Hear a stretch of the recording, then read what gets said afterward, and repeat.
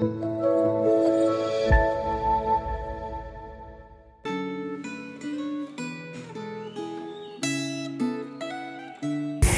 saudara-saudara yang dikasihi Tuhan, so grateful for the new day. Hari ini kita mau kembali merenungkan firman Tuhan sebelum memulai aktivitas kita.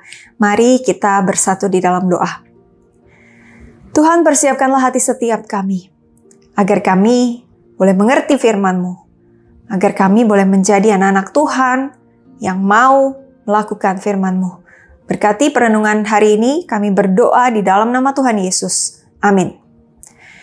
Bapak Ibu Saudara, rasanya belum lama saya mengucapkan selamat tahun baru ketika saya merekam renungan Gema di tahun ini. Dan sekarang tiba-tiba sudah ada di tengah tahun. Bapak Ibu Saudara, waktu cepat sekali berlalu. Usia saya dan saudara pun terus bertambah. Tetapi walaupun umur kita makin tua, kita harus terus berjiwa muda ya Bapak Ibu.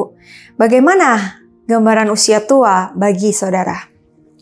Hari ini kita akan membahas firman Tuhan dari kitab Yosua pasal 15. Saudara silakan baca keseluruhan bagian pasal ini. Saya akan membacakan hanya ayatnya yang ke-13 dan 14 untuk kita semua. Kepada Kaleb bin Yefune, Yosua memberikan Kiryat Arba, yaitu Hebron, sebagai miliknya di antara orang Yehuda.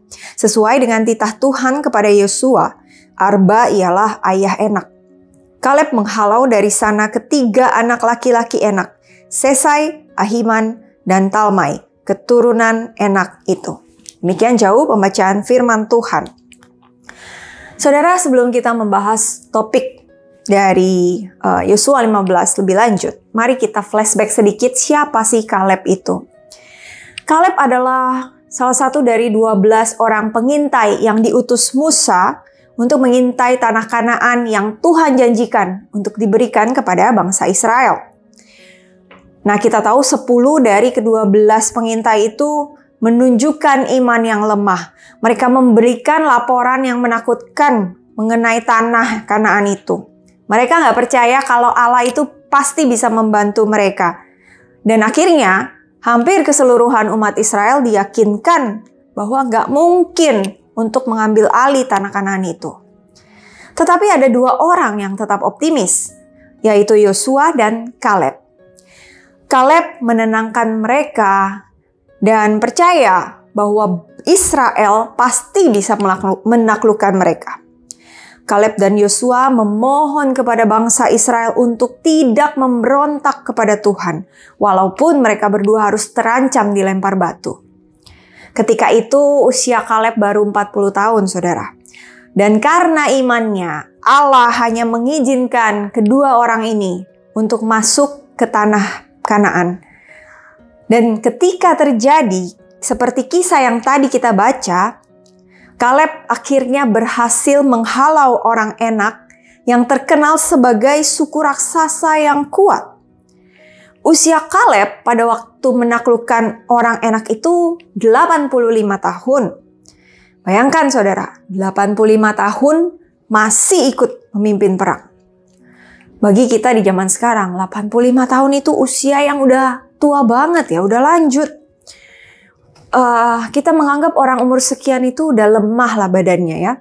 Tetapi di usia itu Kaleb meminta Yosua untuk mengizinkannya memimpin penyerangan ke Hebron yang sangat sulit. 40 tahun yang lalu, dia tidak gentar menghadapi orang Enak. 45 tahun kemudian pun, dia tetap tidak gentar. Kalau orang pada umumnya semakin tua itu nyalinya semakin ciut. Dulu waktu muda saya suka banget challenge. Seneng banget naik roller coaster gitu ya. Nah sekarang di umur yang segini aja saya udah gak mau saudara. Saya udah takut. Banyak yang dipikirin. Takut ntar pengamannya lepas lah. Takut nanti turun mual-mual lah. Nyalinya udah ciut saudara. Tetapi berbeda dengan Kaleb. Kaleb bukannya kepedean. Tetapi Kaleb percaya menang atau kalah dalam peperangan bukanlah karena kekuatannya sendiri, melainkan karena penyertaan Allah. Kaleb percaya janji Allah tidak akan percuma, asalkan dia bersandar kepada Allah. dia pasti bisa mengusir orang enak itu. Dan terbukti saudara, dia berhasil. Imannya tidak berkurang di usianya yang semakin tua, tapi justru imannya semakin bertambah. Usia tua tidak menjadi hambatan untuk tetap semangat dan beriman kepada Tuhan. Hari ini, iman kita dan pelayanan kepada Tuhan mungkin masih jauh dibandingkan dengan Kaleb. Sebagian besar dari kita lebih muda dari Kaleb yang berumur 85 tahun pada waktu itu. Tetapi mungkin kita lebih sering menolak pekerjaan Tuhan. Tak ada waktu lah, saya terlalu sibuk, atau saya terlalu muda, atau mungkin saya terlalu tua untuk ini. Maka itu saudara, apabila sekarang ini kita sedikit bekerja untuk Tuhan, kalau sekarang ini kita lebih banyak berusaha untuk menolak pekerjaan kudus dengan alasan tertentu, mari kita kembali ingat Kaleb. Usia boleh bertambah, jiwa tentunya tetap harus muda, tetapi iman kita harus terus bertumbuh sejalan dengan usia kita. Kiranya kita semua boleh memiliki kesetiaan dan iman yang besar seperti Kaleb. Tak peduli berapapun usia kita sekarang hingga nanti, kita boleh terus setia mengikuti Tuhan. Dan kita mau berjuang bagi pekerjaan yang dipercayakan Tuhan kepada kita. Amin. Mari kita berdoa. Tuhan, terima kasih hari ini kami boleh belajar dari Kaleb. Kami belajar bahwa usia tidak menjadi halangan untuk kami beriman kepada Tuhan. Justru sebaliknya, semakin bertambah usia kami harus semakin kuat, semakin besar iman kami kepada Tuhan. Karena itu Tuhan, biarlah setiap kami boleh melatih diri kami mau belajar firman Tuhan setiap hari. Kami mau mendekatkan diri kepada Tuhan sehingga semakin hari iman kami semakin bertumbuh, iman kami semakin besar. Tuhan, berkati hidup setiap kami. Ketika kami melangkah dalam kehidupan kami, dalam aktivitas kami boleh menyatakan iman kami kepada Tuhan. Terima kasih Tuhan.